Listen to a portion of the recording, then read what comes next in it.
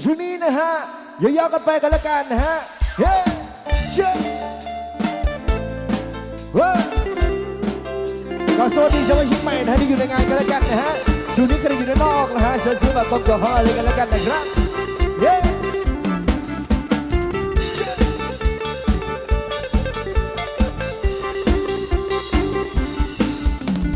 ใจยังคงคิดถึงเพียงเธอ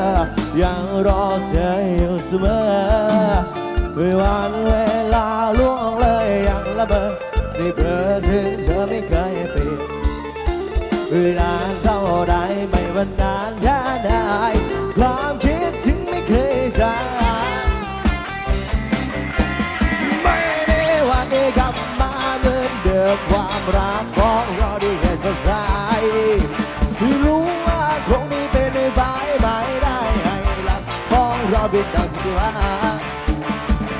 เธอรู้วันนี้ตอนนี้ฉันยังไม่ลืมความรัก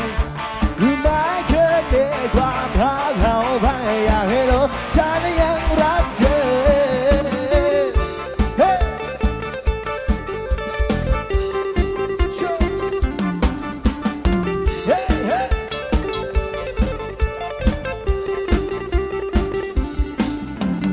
รู้ฉันดีไม่พอเธอนั้นจำต้องจำถ้าวันใดที่เธอลำบากอยากให้กลับมาได้นานเท่าใดแต่วันไหนหัวใจยังคิดฮอดว่าเคยจากว่าเธอถ้าเธอแล้วใหญ่ปล่อยหากสองเราให้หลุดลอยไปเราไว้ด้วยรักพัดใส่หัวใจเหตุยังเบิดหัวใจวันนี้ตอนนี้ฉันยังไม่ลืมความรักแม้คืนนี้ความรักเขาพยายามให้รู้ฉันยังรักเธอ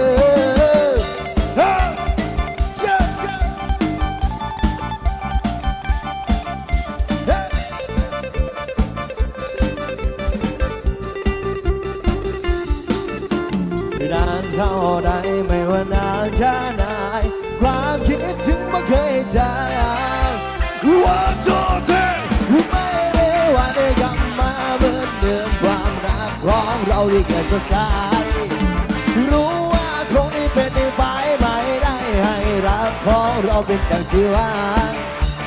แค่เธอรู้วันนี้ตอนนี้ฉันยังไม่ลืมความรักแม้แค่ในความรักเขาพังอยากให้รู้ฉันยังรักเธอ